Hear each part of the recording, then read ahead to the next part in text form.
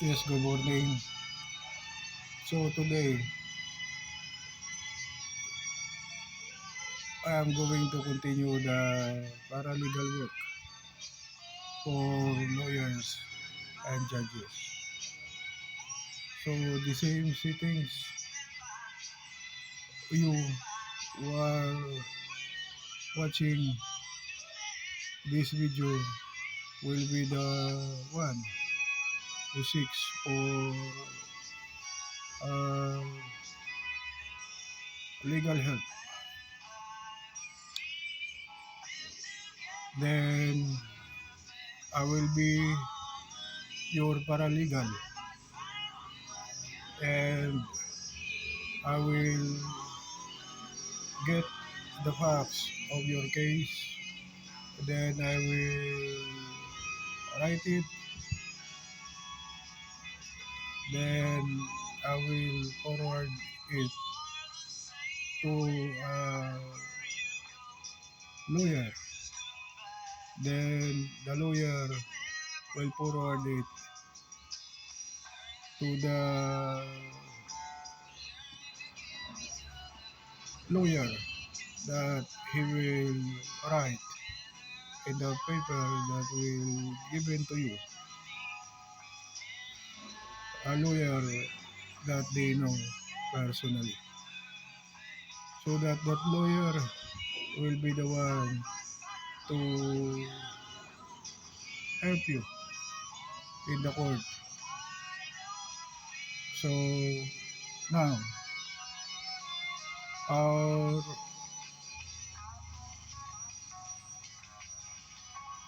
case, for example, the facts that you will give will involve unlawful detainer and forcible entry. So maybe you are uh, in two roads, crossing two roads, and you don't know where to go, whether in the long road or in the short road. So let's determine first what's the difference between unlawful detainer and forcible entry. So in my previous paralegal works, as you remember, I didn't discuss to you the case involving these uh, two crimes. So unlawful detainer is a crime committed when a person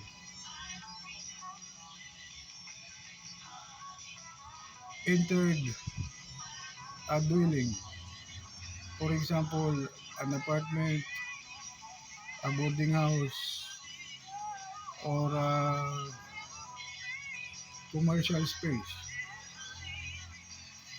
then for how many years? Uh, for example, you are renting a house in lot, or that's it, you are renting. So, for example, if you rent only, for example, advance for 2 months, 1 peso, and a 1 month of 1 peso. So that's the contract. So I think there's no such thing as unlawful with that because it's still a money. So, okay. So, if after 3 months you didn't pay another 1 peso, then if the owner of the house will ask you to leave since your contract has expired, then with many fraudulent means and evil intent, you just talk with the owner and you didn't pay. Let's say for another 3 months to 5 months or 1 year, then you are committing unlawful detainer. So take note for the element. The element is uh, entering the said uh, properties in good faith. So, in other side of the coin, we have the forcible entry. So, in forcible entry, you entered a house, a boarding house, a commercial space, or property without without consent of the owner, then you are committing forcible entry. So the same scenario in forcible entry, you are considered in the layman's term as squatters.